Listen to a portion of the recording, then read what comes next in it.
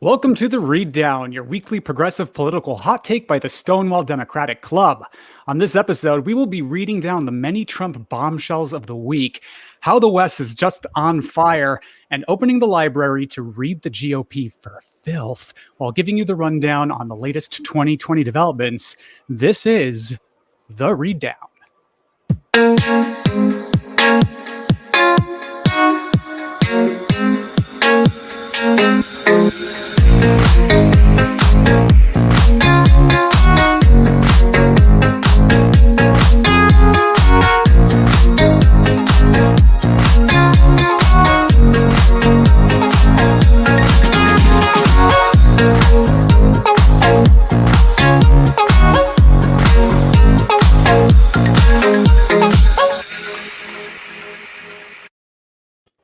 Yes, welcome to the Read Down, everybody. It's a very exciting week. My name is Alex Mohajer. I will be your moderator this week, and I am joined by my co-hosts, Jonathan Welch. Hi, Jonathan. Hello. And stepping in for Ebony Murphy-Root this week is our very own, our beloved Mackenzie Hussman. Hi, Mackenzie. Hi, nice to be here. And our special guest is a candidate for West Hollywood City Council, none other than Dr. John Erickson. Dr. Erickson, how are you today? Wonderful. It's so great to be here with some of my favorite people. Amazing. It's good to have you. And you are in for a bumpy ride this week because what a week it has been. And we're going to go ahead and get this going with our first segment, Big Democratic Energy, celebrating the biggest Democratic flexes of the week. So before we get too deeply into it, because I think Jonathan agrees with me that the Stonewall Democratic Club has made a big Democratic flex in the last couple of weeks with our National Vote at Home initiative. We launched on September 1st. We've been plugging away at 16 different key battleground states with all of their vote by mail registration information and protocols to get them able to vote at home. Jonathan, you want to chime in a little bit about the Vote at Home initiative? Listen, I am thrilled that it is almost over for us because every day we have been, our own Mackenzie and I and Alex have been up early in the morning to post these videos. It is a labor of love for us. I'm just so proud of this project. I know that it has taken a lot of work from all of us on our team in order to pull this together. And it's easy to be like, let's pat ourselves on the back. But like, this is just a very small drop in the bucket in terms of what it's going to take in order to get Joe Biden elected, in order to flip the Senate, hold the House, flip the seats that we need to throughout the country and really have an impact this election. So if you haven't checked it out, please go to stonewall.vote and look at all the videos. Tomorrow we release our final video, which is unbelievable. I can't believe that we're already here. And that targets our own home state of California. So check us out and please share the videos because it's information that's good until really it's time to vote. And you should all be voting by October 20th. And if October 21st comes and I see that you haven't voted, then I'm going to start to get testy. And I don't think you want that. Yes. And yes, we are so excited about it. And we've been plugging away for weeks. I can't believe tomorrow is the final day, but stonewall.vote. And if your state is not listed on our website, go ahead and visit iwillvote.com. Make sure you're registered. Have a plan A, have a plan B. We're going to turn people out this election. And we're very excited. And also big thanks to everyone who helped and all the celebrities that did videos for us. Thank you so much for doing that. And stonewall.vote, check it out. A very big Democratic flex, I would say, Jonathan. But in terms of the national election, we've got Joe Biden maintaining a 7-point lead in the 538 average. So the race is actually narrowing in states like North Carolina, Florida, but it's steady in Michigan, Wisconsin, Arizona, Pennsylvania, and Nebraska. So what do you guys think about the polls? Should we be paying attention to them? And what's going on here with the narrowing races in North Carolina and Florida, particularly among Hispanic voters? Jonathan?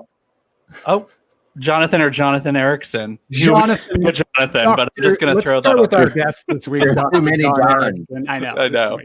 As coming from someone who hate tweeted Nate Silver all election night in 2016, I literally never trust anything 538 pushes out. I mean, they're a great news source. I'm sure they do a great job. Shout out to the people that work there. Great job. But don't trust any poll. Get out there and vote like your life, because it does depend on it. And I mean, at this point, as someone from Wisconsin, and thank you to Stonewall Democratic Club for working and pushing that video out in my home state of Wisconsin, where we need it the most. I mean, I can't wake up another morning like I did in 2016 and sit there and call in sick to work and turn on the Crown and go, you know what? Maybe this British rule wasn't so bad after all. I mean, that's where I was in 2016. I don't want to be there in 2020. One, because I'm running for election, so I want to wake up and be like, this is great. But then ultimately, we all need to change what's going on. And dear God, Joe Biden, Kamala, whoever we got to do it, like call every person in your phone and make sure they're ready to vote. Well, British rule would be nice, but I think it's more like Iranian rule at this point. Mackenzie, what do you think about these polls and Biden's 7-point lead in the national average? I mean, I'm hopeful already. Like I really do have my fingers crossed that Biden's going to win, and I'm doing everything that I personally can to give to that effort. But I too also have PTSD from the last election, where it was Hillary's polling it 90% chance going to win. 97% chance going to win. I was like, oh yes, she's got this in the bag. And then all of a sudden she didn't. So now I never know what to believe, to be perfectly honest. But if he's got a lead, okay, great. So I feel somewhere between the two of you, because of course, you can't always trust polls, and polls also give you hope, but you have to pay attention to the polling trends in order for us to actually figure out what is going to happen in this election and where we need to do the work. So I'm happy that Joe Biden has a 7-point lead, but what you don't see when you take a look at just, 7-point lead is that he's over 50% in the polling average. And I'm never going to be comfortable or rest on anything until like late November, when we probably know, what the results are. But until that time, it at least helps me sleep at night to know that like Biden's over 50%. Now, once he gets to like 51%, then I think that's going to feel a little bit better, but it doesn't mean that we don't do the work. I mean, we have to see where there's a deficit. And Alex, you mentioned the deficit in Hispanic voters. And I think it's worth mentioning that he's actually ahead with Hispanic voters in Arizona, in states like Arizona, and in other districts. And really the issue is in Florida, where Mike Bloomberg decided that he's going to spend $100 million, and he's finally going to pony up after, saying that he was going to spend all that money and then kind of disappearing for a while and not putting that effort into not his own campaign. But I'm thankful that Mike Bloomberg, of course, is deciding to spend that money, and he's spending all $100 million, maybe more, in Florida, because I think that he sees that there's an opportunity there. Well, finally, Mike Bloomberg does something important in this election. But, I think very important to note that electoral politics it's national polling averages do not reflect what's going to happen in the U.S. presidential election, because we know it's going to come down to this electoral college and how is he doing in the states specifically. And I think state polling is good. We have to remember that in 2016, Hillary Clinton won the election. And in states like Wisconsin, North Carolina, Pennsylvania, and Florida, there was a voter cross-check system that purged millions of voters from the voter rolls, and they went to go vote on election day, and they showed up and they cast provisional ballots, and they left those polling locations telling exit pollers, I voted for Hillary Clinton. And the exit polls showed that she won those states. And it wasn't until the computerized tallies that she went on to lose. And that's not because of Russian interference, although we should take it very seriously. That is because their votes weren't being counted. So I think if we're really serious, we got to make sure people are registered. Check. That's why we have this National Vote at Home initiative. Make sure you're registered. That is going to be the number one most important thing in this election, because the people are on our side. We have the numbers. Wholeheartedly. I want to add to that too, because, we talk about like making sure that you're registered, making sure that, you're ready, make sure that other people in your life are ready to do this too. Make sure that you're talking to your family, your friends, everybody around you, your neighbors, and do this, because we can't go door knocking now. We can't go out there and do the traditional things that we do in every election to ensure that we're getting out the votes. So it's up to everybody to really talk to their networks. You can't just post on social media, although that is a great way to at least get the conversation started. You've got to get out there and make sure that you're holding your fellow voters accountable, because this is just so important and we can't take it for granted at all. And I had a conversation with one of my friends who just moved to Texas, and he was like, I don't know if I'm going to vote. It's, I just moved here and it's not going to make a difference. And I said, no, it's going to make a difference. Like, you are the exact person that I need to talk to right now. And we had a conversation, and he is registering to vote, and he's going to do it. Yay. So talk to these people, guys. First date question. When you sit there and say, hey, did you vote in the last election? And if they say no, you go, this was really fun. I hope you have a really great time, but I gotta go. It's the best question to ask. I ask all my nice friends. of you. I ask all my friends, because if you're gonna be friends with me, you'll be registered to vote. Amen. That's right. Amen. Yep. Hey, what do you guys think of this conversation? If you're watching at home, leave us a comment and we will read it live on air. We might even fight with you, might bat around with you a little bit.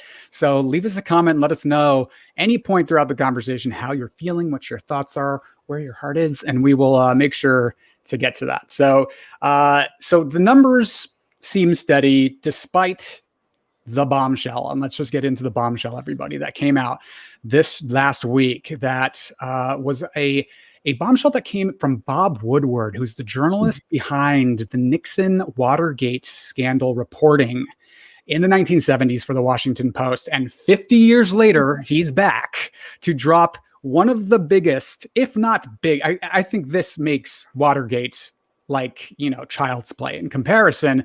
This bombshell, this scandal about these tapes that he recorded with Trump, about 18 of them from last December through this July, where he has Trump on tape admitting that he knew that COVID-19 was deadly as early as February. He knew it was deadlier than the flu. He knew that it was airborne. He knew that young people could get it. He knew how serious the threat of COVID-19 was, and he lied to the American people. And there's plenty of evidence, daily evidence of him making statements to the contrary to the American public. So as we know, nearly 200,000 Americans are dead.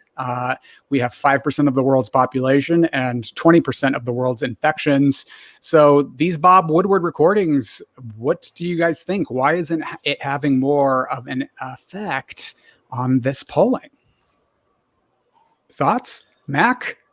Yeah, well, I think, Trump is deflecting responsibility yet again, claiming that he didn't want to create panic. And I think what he ultimately failed to do was be realistic about the dangers of this disease. The problem with Trump's conversations with Woodward isn't the fact that he tried to keep people calm. It's the fact that he's downplaying the problem of the virus, because you can keep people calm while still educating them with the facts, right? So it's clear to me that he fucked up. He had the facts. He chose to downplay, mislead, and spread conspiracy theories. And you know what? Inject bleach. I can't even. I just, this is just such a tough one, because I do think that people are paying attention to these leaks. And I think that, especially when Trump said that people who served in active duty and died in active duty are losers and suckers, that did change some people's minds. It's changing people's minds to see that he knew all along, and people died as a result of this, egregious negligence. So we're not necessarily seeing that reflected in polling, because when you call 407 people in Michigan, you may not get that all the time, but over time you are going to start to see this more. You see groups that are putting out ads, and the Biden campaign is putting out ads on it. So they're not letting anybody forget it. But I will say that one of the, disadvantages to your administration being politically stupid is that you should know what happens when Bob Woodward like walks into the room. Like, have you read a Bob Woodward book? Like, he has written books about every single administration, and they're never flattering. And then for you to give him just unfiltered all the time in the world for Trump to talk about himself is really just like tightening that noose for Trump, I think. And I could be wrong, and I certainly hope I'm not, but I think it's going to have an effect. Throw some shade on Bob Woodward though for a little bit, because she's not guilty here. Okay, like, oh sure, Bob Woodward knew about this stuff in like February.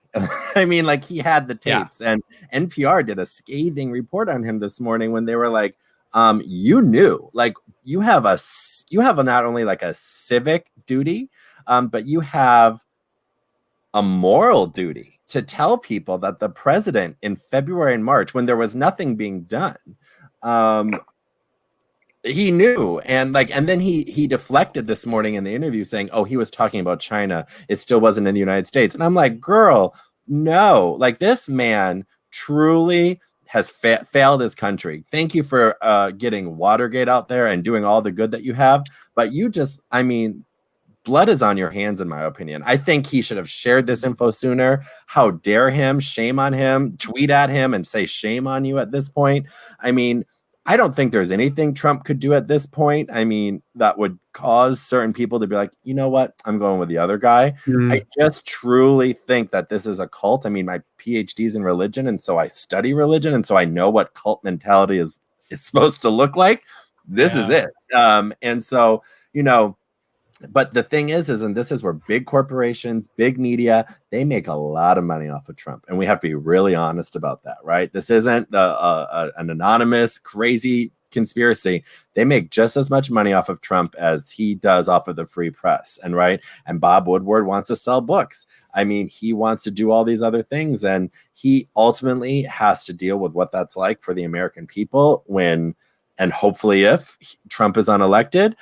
But just imagine what he would have done in March and April if he would have told people about this. I mean, shame on him, like, truly, just shame on him.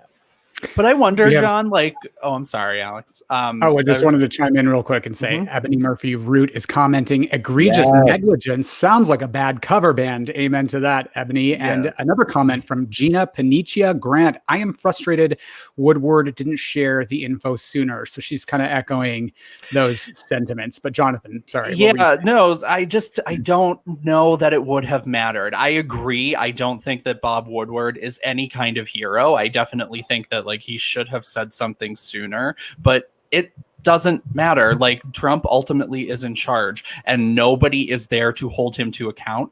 And it doesn't matter what he does on COVID. He's just going to keep fucking this up. It's just going to keep happening because we know what's in his head and in his heart, and we know that he knows. I don't think that I ever questioned whether or not Donald Trump knew how bad this was. He knows. And we always knew it. If Bob Woodward had said this in April, I don't think it would have mattered because nobody's there to check him.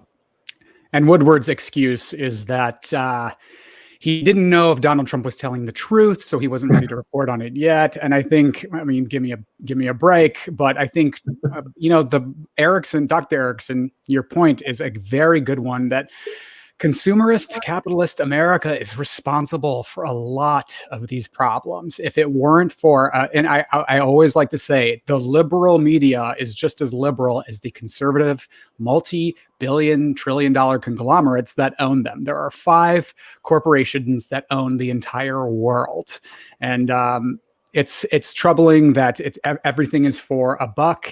And we know that Donald Trump received $1 billion of free press in the 2016 election. So when people talk about Hillary spent so much money and she still couldn't pull it through, it's like, well, that's because she was going up against a juggernaut that was just pulling so much free press. And recently there was a leaked story about the head of CNN, his name now, Jeff Zucker, Jeff Zucker, that's correct. Jeff Zucker, who was having apparently private conversations with Trump and during the 2016 election, calling him the boss, giving him tips during the debates. Teresa Gomez says Trump knew about the virus long before it came to the United States. Actually, he knew back in October of last year and still didn't do anything to protect us and stop all travelers from entering the United States. very good point, Teresa, and also important to know that the conservatives and the Republicans say, oh, well, he instituted a travel ban. That is very disingenuous. That travel ban did not really stop people from coming and going to the country. There were a lot of exceptions, and people were still coming and going quite easily. So very, very good points all around. And I think, is it time? Yes, I think it's about time to move on to the weekly read down. This is our chance to have an in-depth discussion of all the top stories happening across the United States. Are you guys ready for this? Oh, you have such a great radio voice, Alex. I just have to tell you, like, I'm just kind of like, what is this read down? Tell me more, sir. Tell me more. Well, let me tell you. So let's go ahead and start, and everyone put your reading glasses on because the weekly read down has begun. California and much of the West is burning in record-breaking wildfires. So there are fires burning in California, Oregon, and Washington. About 5 million acres have burned. They are saying that these fires will not be contained till late November in some instances. Let's go ahead and start there. I mean, these fires, we're here in California, down here in LA. I mean, you guys, I know, all know. You go outside, it looks like marine layer, but it's not. It's a fully sunny sky with no clouds in it, but it's really a grim scene outside with the sun sort of trying to fight through the haze and the smoke. What do you guys think of these fires? And we'll go on a little bit about Trump's response to it in a second. I put my glasses on, so I'm ready. And I put them on like fifth grade teacher reading level down here. So, down. You know, it's very dramatic distinguished. Effect. Thank you. It's actually making my nose itch, so I'm going to take them off. Okay. I live right near the Bobcat fire. So, so I am kind of like right near Pasadena, and the smoke is really, really terrible here. I mean, it's bad everywhere, but just watching this fire like edge closer and closer and closer to the 210 freeway and get to the point where maybe like it might end up kind of crossing the freeway. I don't know. Like it's just, I have friends who live on that side of the 210. They're afraid for their homes. They don't know what to do. We can't go outside. Our eyes are burning. It's hard to breathe. I've had a headache for like a week. I mean, this is real. This is very real. And yes, we get fire season every year. This is unbelievable. I've lived here for 7 years. I don't think that it's been anywhere near this bad. And of course it's getting worse because climate change is getting worse. I mean, for people also like who live in like Portland, Oregon, I have friends who are up there who can't even leave the house. I mean, it looks like a post-apocalyptic haze. Like nothing can possibly live in those conditions. And I don't think that we can much longer. I mean, we have no choice but to move on something very soon. And I just hope that we get the leadership that we need in order to address this issue. Yes, and the worst conditions are in Oregon. And I'll note that because there is QAnon conspiracy theory being puppeted out and propagated about this, QAnon conspiracists are claiming that Antifa arsonists are behind these fires, not climate change. And so there are actually armed vigilantes, particularly in Oregon, who are blocking access roads and not allowing people to come in or out during this craziness. And our very own Demcast partner for the Vote at Home initiative, Nick Knudsen, let me know yesterday that he's actually housing a bunch of his friends who've lost homes. It's really wild up in Oregon. But Mac, what are your thoughts on this fire and your thoughts on it? I mean, I think I agree that with everything that's been said. I just want to add that nobody gives a damn about your baby's gender and your gender reveal party, because that's up for the child to decide when they're ready. Preach. Yeah, thank you. And that's all I got to say about that. And yeah, and also like straight breeders, I'm sorry, but stop with the pyrotechnics. Like you're just, I know that we're taking away your thunder because we're naturally better because we're queer, but like I really need you to stop setting things on fire just to prove that you're able to procreate. I just like can't do it. I know. Also, but I want it's not a gender reveal. It's a sex reveal, not a gender exactly. Sex reveal. Exactly. Anyway, but you know, I want to add though, Alex, when we were talking about the QAnon people, and tying this back to what we were talking about with Hispanic voters, one of the issues that we're seeing with voters right now in general, with people in the country, is that they're falling into these conspiracy theories, and they're being spread over platforms like WhatsApp. They're not just like relegated to the halls of 4chan anymore. Like they're out there. They're on Facebook. They're out there for public consumption. And so I just want to know, you know, the police that have been crazy about policing BLM protesters over the past like 3 or 4 months, like where are they when people are harming public safety and blocking roads? Like you're part of an armed militia. You should be thrown in jail for you know, causing this kind of harm to the public good. So police, get on that, please. Yeah. Bill Barr, Attorney General Bill Barr, was really quick to crack down on Black Lives Matter protesters, but oddly absent when armed vigilantes took to the Michigan State House and threatened to kill Governor Gretchen Whitmer. Nothing from the Attorney General then. So, the QAnon conspiracists, by the way, QAnon has been named a domestic terror group by the FBI. So if you're parroting QAnon messaging, especially during a fire, especially during a global pandemic, you're putting people's lives at risks, and you're an asshole. So nobody's going to do anything about it. Well, sorry, John. What did you say? John, did you see that photo of Bill Barr and like the dinners he hosts at his house on Twitter? And like it looked like a purge night party. Does anyone? I mean, I don't know if anyone's like watched the purge here. I only know.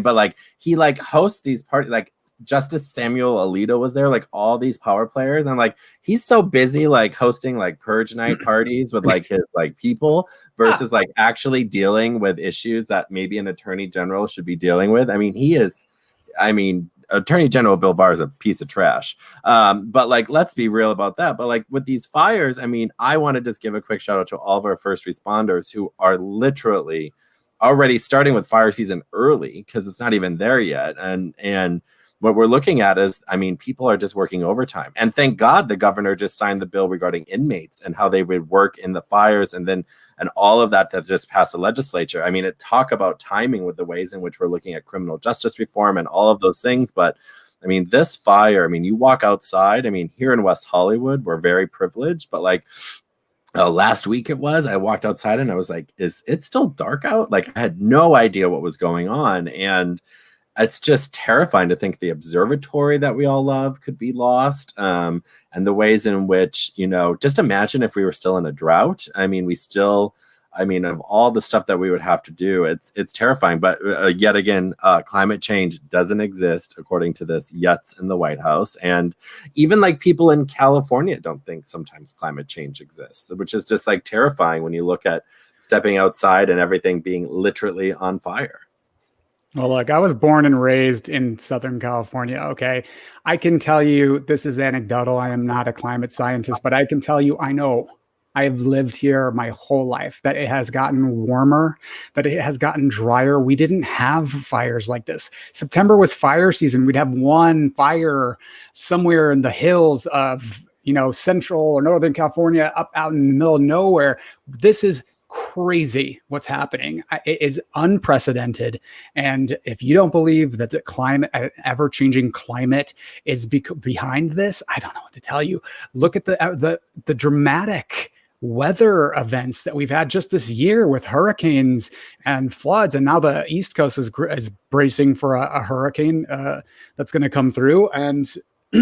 And climate change is real. The science shows it. We know in California, it's gotten hot in here incrementally every single year for the past 30 years. The science has been done on this, and that's it's really troubling. And Biden, of course, Joe Biden, the Democratic nominee for president of the United States, has gone big on climate, and he's addressing the necessary changes, but he hasn't explicitly called for a Green New Deal, though it is aggressively a progressive climate policy that he's discussing. And I will also note that he just yesterday called Donald Trump a climate arsonist because of his failure to act on climate change. And, we'll note that Donald Trump undid Obama-era regulations that were meant to combat carbon emissions and has taken a host of actions, pulled us out of the Paris Climate Accord, lots of actions that have taken us backwards on this issue. So what do you guys think about Joe Biden's climate policy, his stance on it, and his stance on Trump being a climate arsonist? Yeah, I'll chime in. So I think Biden said it. Yeah, I'll say that I think Biden said it best. This requires action, not denial. Trump blaming these fires on forest management, it sounds like he's blaming hurricanes on the weatherman. Okay, it just doesn't make any sense to me.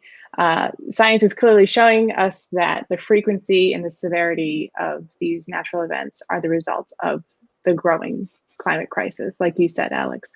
And I also want to add that we didn't get this climate crisis because of Republicans or Democrats. I think there's been a lack of governmental leadership on this issue for decades.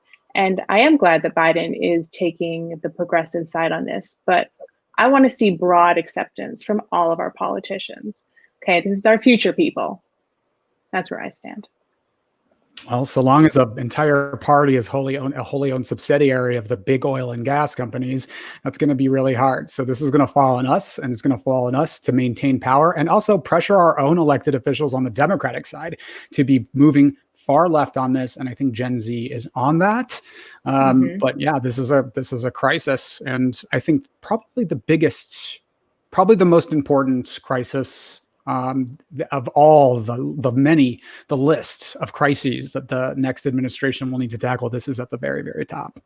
Well, the amount of work that they're going to have to do to get back from, 4 years of an administration completely destroying our country.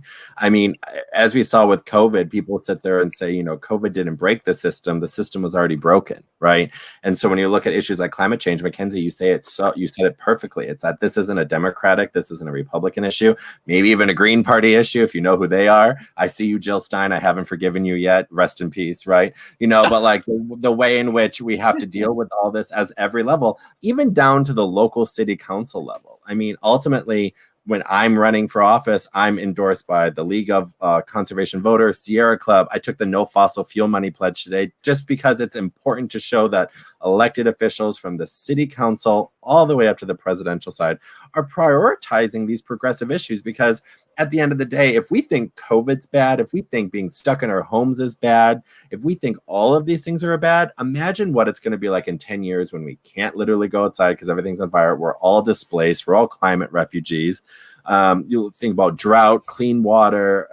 All the things that we're going to have to deal with. We need elected leaders that are going to talk about this everywhere and anywhere that they can. I'm so glad that Joe is moving to the progressive side of this because that's really critical. He's obviously got a great team behind him, and we need to make sure that at every chance that we get, we ask people what their climate action plan is, because it literally impacts their lives so much. I think that one of the things with Biden, when we talk about like that he doesn't support a Green New Deal, it's almost splitting hairs because his climate policy, at least what he's proposing, is the most progressive that we've ever seen. And, certainly it doesn't go as far as I think a lot of progressive groups would like for him to go, but it's definitely addressing this issue. And he's smart in addressing the issue in terms of the economy as well, because that's something that a lot of Americans actually focus on. Like, we're living in climate hell right now in California and on the West Coast, but, talk to the voters in the Midwest and on the East Coast and in the South, and they're concerned about the economy. So what Joe Biden has done is tying it to jobs. Anytime he's been in a debate, anytime he's talked about it in an interview, he always when he's out on the road, he always ties it back to the fact that green energy,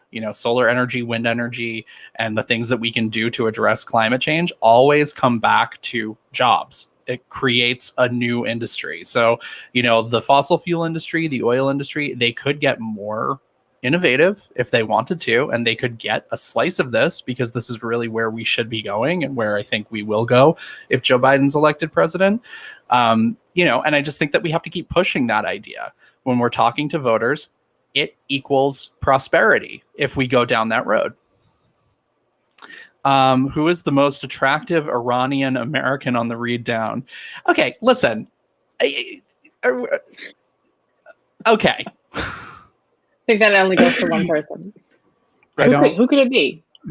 Sorry. Yeah. Who asked that question? I don't know. Who's the most attractive Irish, Italian American, German American on the podcast? Let's I don't know. You and Erickson and Mackenzie might all be German, Irish. No, well, we're all great. We're all very, very, very wonderful people. This is a hot panel. Listen, this is a hot panel.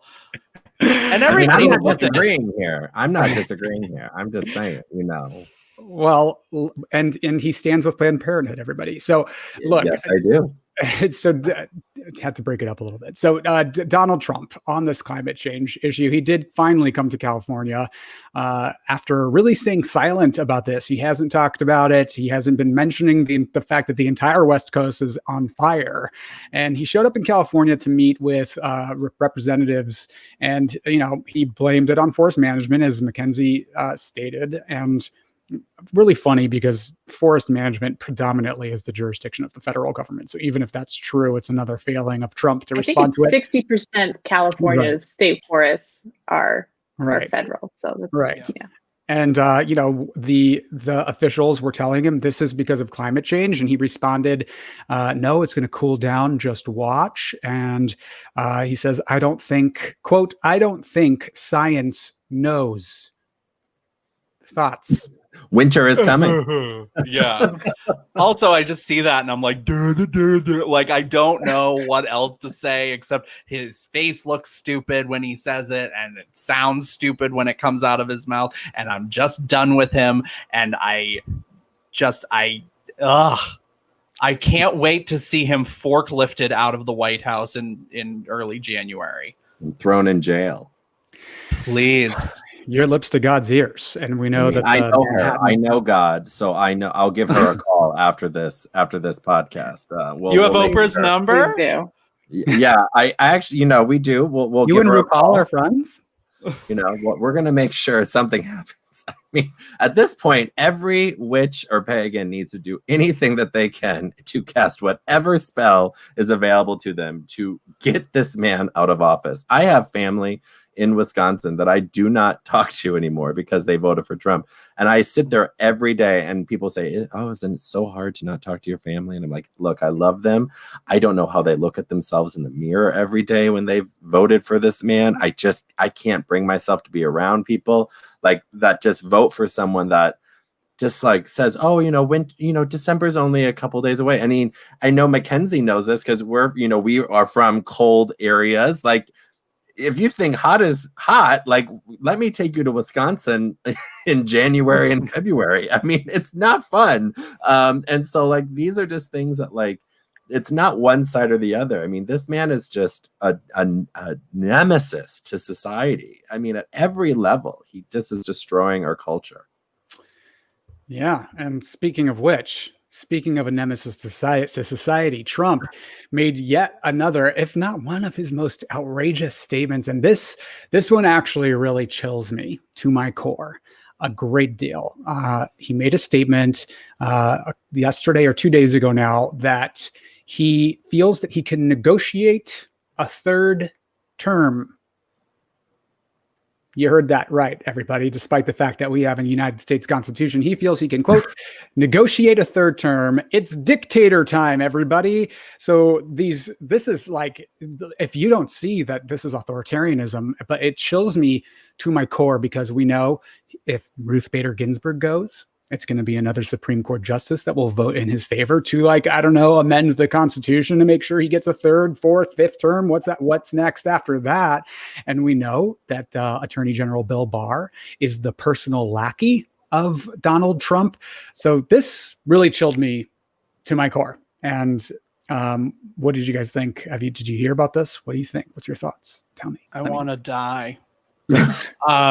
I mean, no, this is really our last stop this is the last stop for our democracy. And the only thing that we can do is win this election. And we just have to fight hard, because we're fighting against everything that's being thrown our way. And, the thing is, the GOP is not going to stand up for the Constitution. If Trump wiped his ass with it before and got away with it, he's going to do it again over and over and over. Constitution doesn't matter to him. And since he's taken over the party, as John was talking about, it's cult think. He's taken over the party, and he's done it in such a way that now he's the most important element. The Constitution and America are not important elements to the GOP. Trump is, and the Trump family, and he's certainly setting it up so that Vonke can take over whenever it's time. Vonke. Yeah. Dr. Dina Grayson is a friend of mine. She's the wife of former Congressman Alan Grayson, and she, not I. So this is a quote. She refers to Ivanka as Kremlin Barbie, and I just think that's really funny. Well, apparently, I would never deign to say, I would never refer to a woman in that way, but Dr. Dina Grayson has, and I'm just putting that out there. So, dictator time. It's very, very unnerving. Mac, what do you think about this? I think it's scary AF. This is a Trump tactic, right? He plants seeds to undermine the core of our democracy. And you know what? Even if he never gets the chance to advocate for this third term, the fact that he says it might be possible is so dangerous, because his cult followers will believe him. And like you said, he's, setting it up for some sort of Trump legacy in the future. He's got heirs to spare, and I think it's scary. Yeah. I mean, as the board president of the ACLU of Southern California, I'll say over my dead body, because of the ways in which it just is the most terrifying statement any president of the United States could say. I mean, this has never been uttered before. I mean, the Constitution itself has been ripped to shreds. I mean, I wouldn't be surprised if Trump and his cronies just, had the Constitution printed as toilet paper in the White House at this point. I mean, they don't give a crap about it.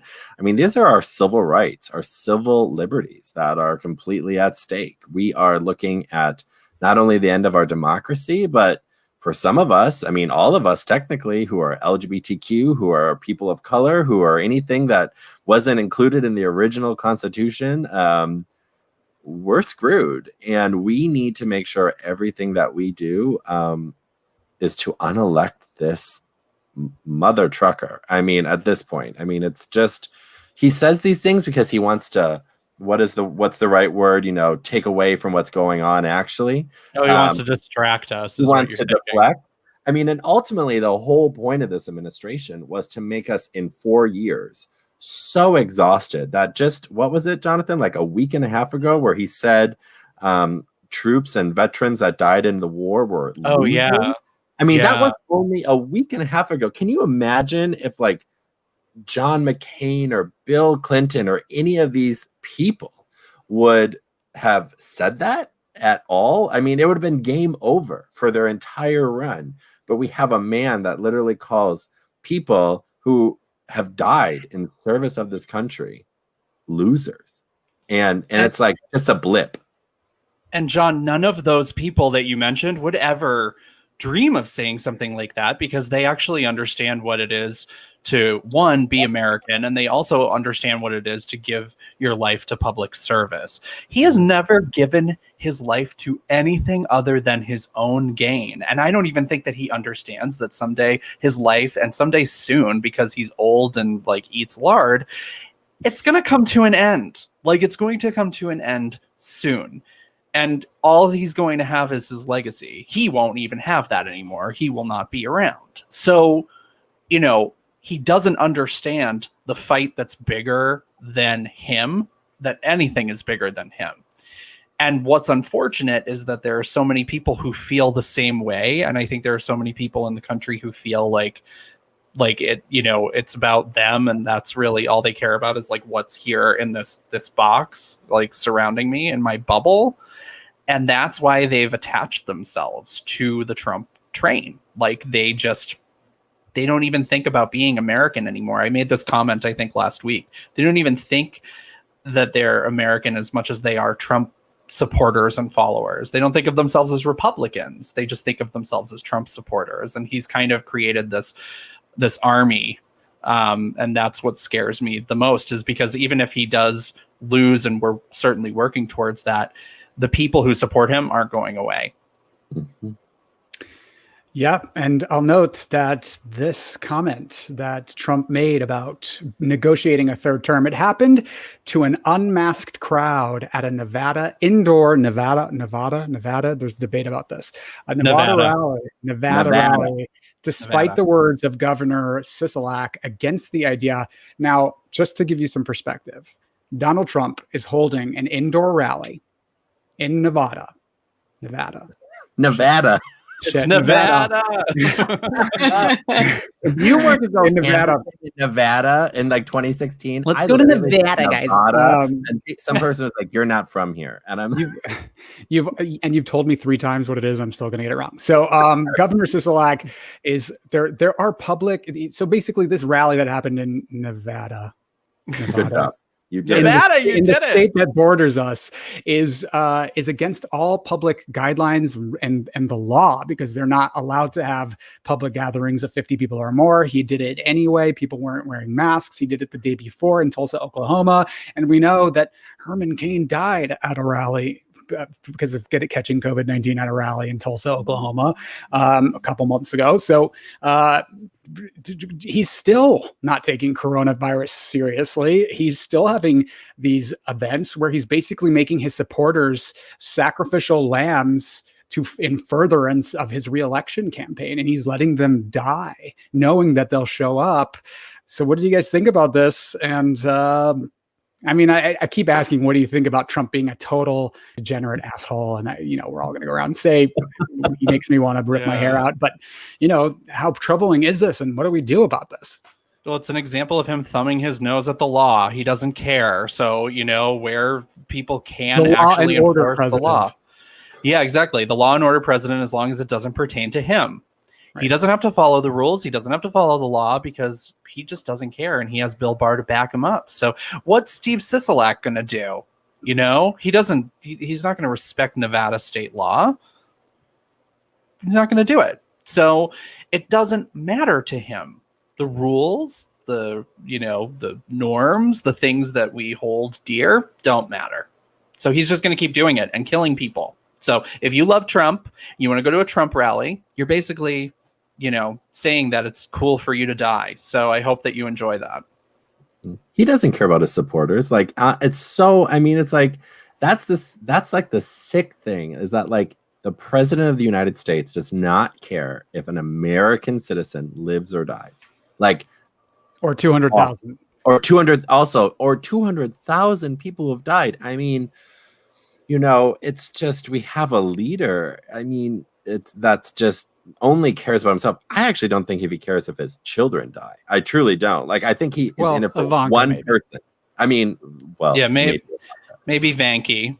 Maybe Ivanka. I don't know. But truly, the fact that he would lead people into this indoor thing.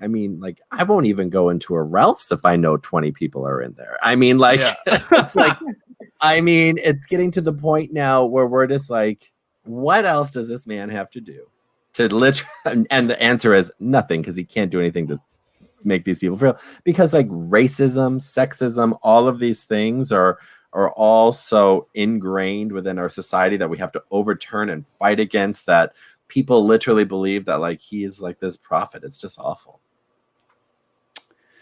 Yeah, and on top of that, top Trump officials are warning of an armed insurrection after the election.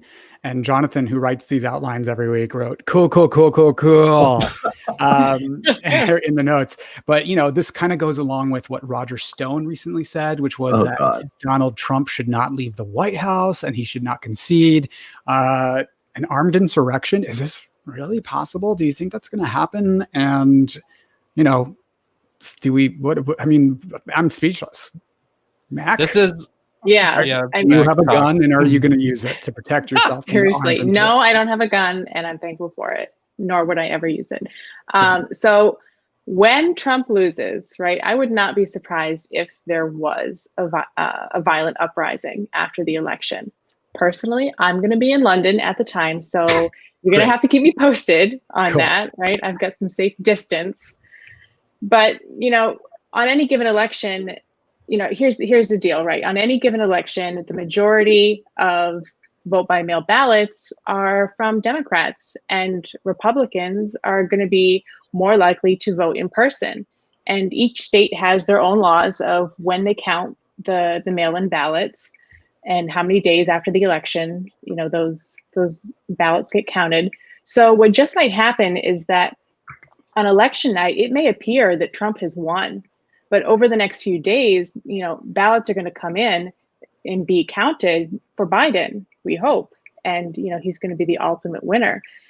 But what Trump and his base are setting us up for is that the election results given, like basically any election results given after election night will be seen as fraudulent. So you'll have these two groups of people, claiming victory, hence this armed insurrection that Trump supporters are preparing for. Well, if the American media is wise, they will not report on the election results until the mail-in ballots are counted.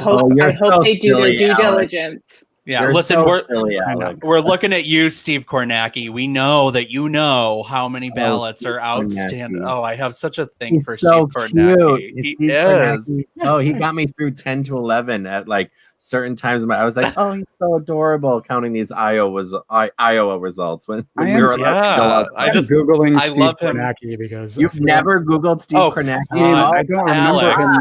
Alex. Oh my God. He is. Donald Trump will never leave the. Thank you, Edith. Yes, we know that he never wants to leave the White House. But if the military police, I think I just burped into the microphone. I'm so sorry. I'm getting that. No one knew out. until you told us. I mean, I didn't know. This is fantastic. All of my faux pas are things that I just like reveal that I did, and you don't actually see them. So that's good. No, I'm saying I agree with Edith. He's not going to leave the White House, but that doesn't mean that it's not going to be legitimate. Like the military police can still drag him out because he is no longer the president of the United States. And that very well could be something that happens. But I'm glad that you brought it back to the media, Alex, because that's exactly who needs to report on how many ballots are outstanding. People know this shit. Like Dave Wasserman and Steve Kornacki, you guys know. So, you're the election experts. We put you there for a reason. You're there to tell us whether or not like there are outstanding ballots still. And I don't think that any media outlet except maybe Fox News will call it.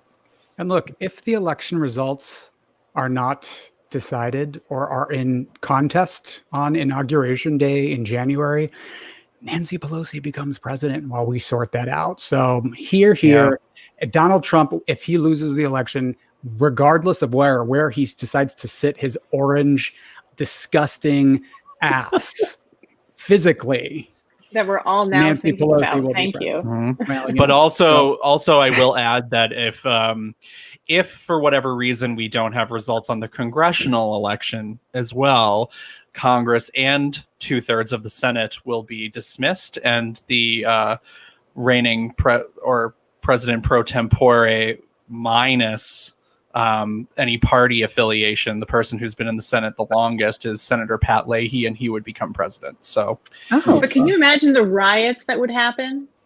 If that took place.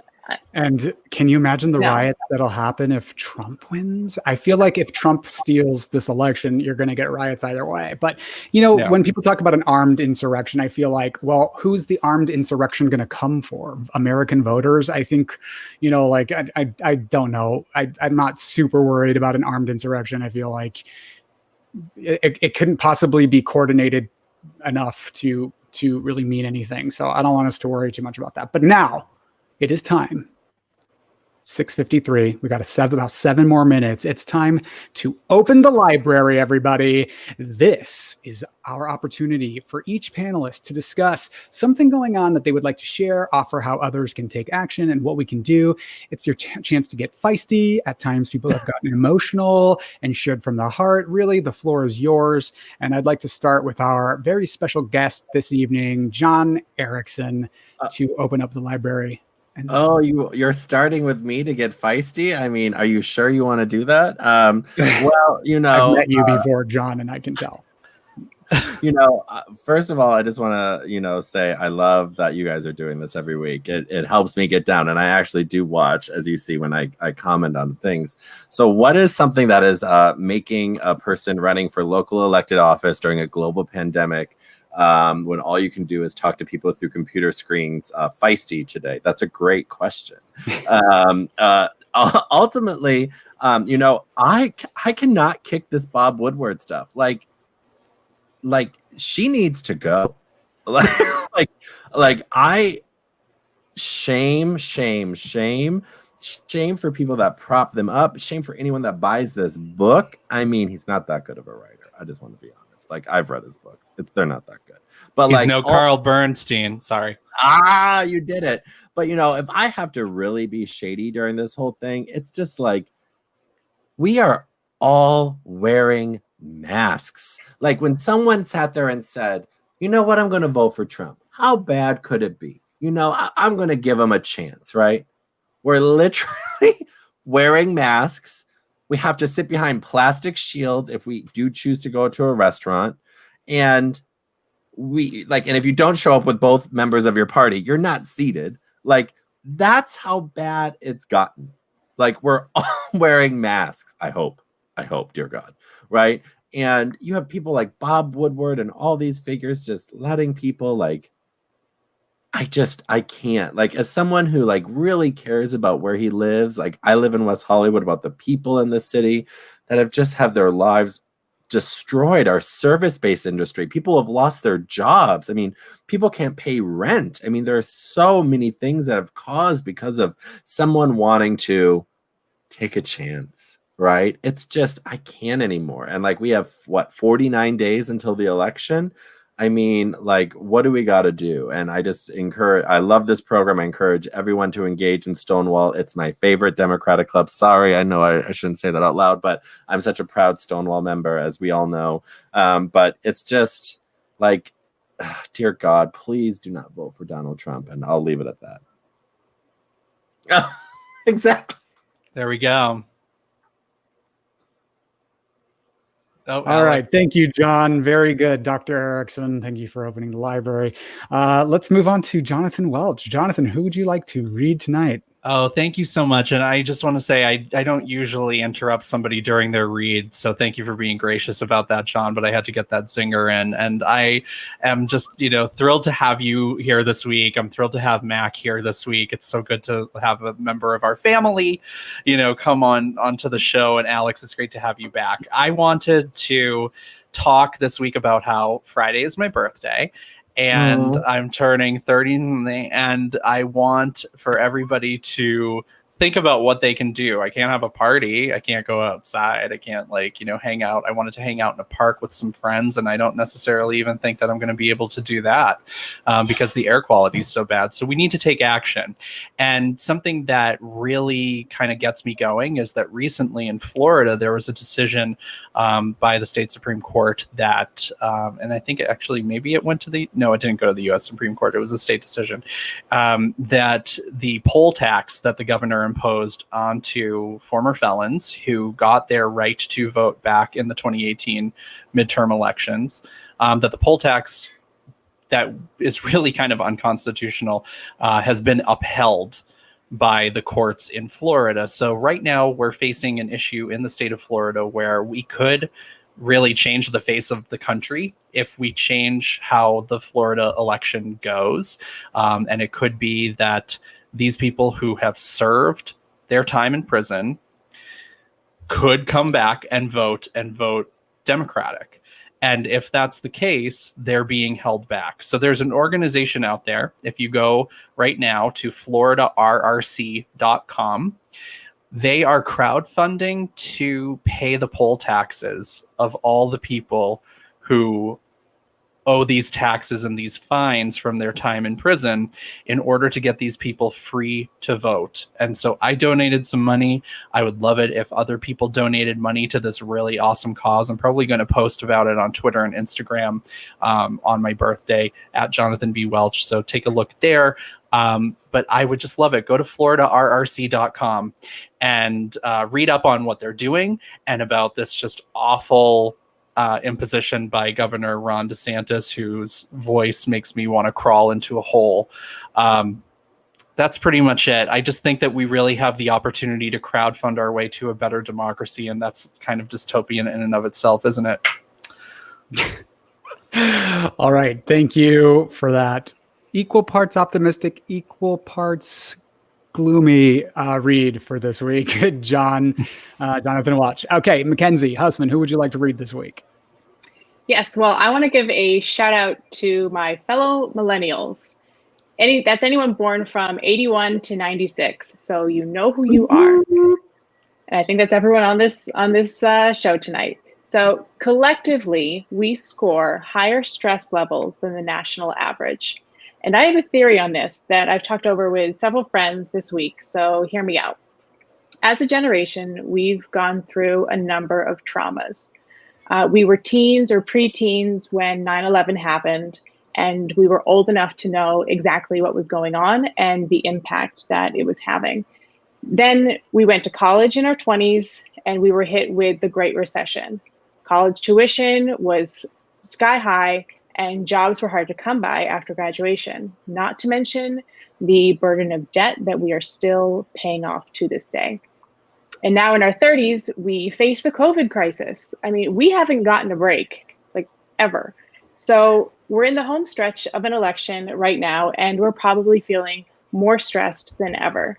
So I want to remind us all, no matter when you were born, that we are going to get through this. The Trump apocalypse and all, okay? Just remember, talk to your friends, talk to your family, the ones that you like. Lean on good people for support. This will not last forever. Oh, that was so sweet. Love that. Thank you, Mac. I should have made you go last and humanize this. Oh, that was so lovely. Thank you for that. And yes, we will get through this. Breathe, everybody. And also do your part. All right. So this week, I would like to read ICE, Immigration and Customs Enforcement, because of this whistleblower report that just got released that is sort of alarming. It's basically that several people, including a nurse, have basically reported that there's a number of hysterectomies being performed on immigrant women at an ICE detention center in Ocilla, Georgia, according to this whistleblower complaint that was sent to the Department of Homeland Security Office of Inspector General. So there's a lawsuit that's been filed. The nurse, her name is Dawn Wooten. She's the one that is whistleblowing, and it also is claiming that the officials have fostered unsanitary conditions and allowed for really, quote, jarring medical neglect at the Irwin County Detention Center, which is operated by a private prison company called LaSalle Corrections. In addition to these hysterectomies being performed on female detainees, which is insane. The center is also accused of failing to take basic steps to prevent the spread of COVID-19. Is this the country that we want to be? Is this what we want to be? Is this the Handmaid's Tale? Forced hysterectomies on women? We've gotten so hard at work at otherizing people and making people the other and the immigrant and the alien. I mean, they're human beings. Jesus Christ. If you hear that story and you're unmoved, I don't know what to tell you. But goddamn, it is time that we all rose up to change this and change it now, because that's yet another blemish on America's history that can't go unanswered. So Sorry, that's my read for the week. Very upsetting. And that's been the read down this week, everybody. Hey. Ebony's chiming. Ebony Murphy-Root, our fellow co-host, couldn't make it this week, but she's chiming in. Woo woo, we will survive. Lester Aponte commented that he's proud of you, John. Some other comments of Cooper 888 said hello from Sacramento. Hi, Cooper. This has been, there he is. Thank you guys so much. This has been the Read Down, your weekly progressive political hot take by the Stonewall Democratic Club. We are live Tuesdays at 6 p.m. on YouTube, on Facebook. If you like this content, go ahead and share it, subscribe, leave a comment, and join us next week. This is a production of the Stonewall Democratic Club. For only $25 a year, you can become a member of this amazing organization and help us win back the government in November, close down these ICE centers that are giving forced hysterectomies, reinstate the rule of law, end climate change, support women, support people of color, support students and the burgeoning student loan crisis, and we can finally maybe have a little bit of sanity restored to the United States. I've been joined this week by Jonathan Welch, Mackenzie Hussman, and our very special guest, Dr. John Erickson. He's a candidate for West Hollywood City Council. Dr. Erickson, where can people find more information about you? Well, Alex, I just love you. I love everyone on this call. You guys are all great, and that was the perfect read down. And I think my shirt tells you why, for the reasons why. Obviously, I'm so proud to be endorsed by Stonewall Democratic Club in my race for West Hollywood City Council. You can go to Erickson4Weho.com and learn more about the candidate, myself, John, and all that we're going to do. And this is such an amazing club. I know I talk about it often, but you all do such great work. You all just make everything better. And if Mackenzie and Alex and Jonathan, all that you said, it will get better, it's because of the three of you. So. Well, shucks. Thank you, John. And thank you for joining us this week. We will be back next Tuesday with an all-new live episode. Please join us and visit us at stonewalldems.org. Take care, everyone. This has been The Read Down.